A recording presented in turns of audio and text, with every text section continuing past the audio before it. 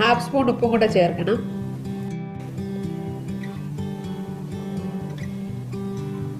നന്നായിട്ടൊന്ന് ഇളക്കി കൊടുക്കാം.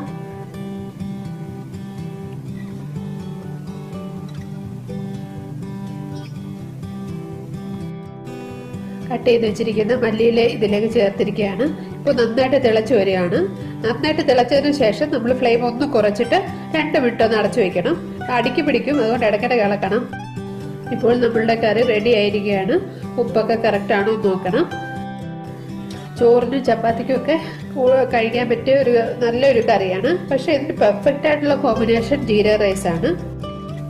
കറി നല്ല ചൂടോടെ ജീര റൈസിൻ്റെ കൂടെ ചിക്കൻ ഫ്രൈ ഒക്കെ ഉണ്ടെങ്കിൽ അടിപൊളിയാണ്. എല്ലാവരും ഉണ്ടാക്കി നോക്കണം. വീഡിയോ ഇഷ്ടപ്പെട്ടാൽ ഷെയർ ചെയ്യുക, ലൈക്ക് ചെയ്യുക, കമൻറ്റ് ചെയ്യുക.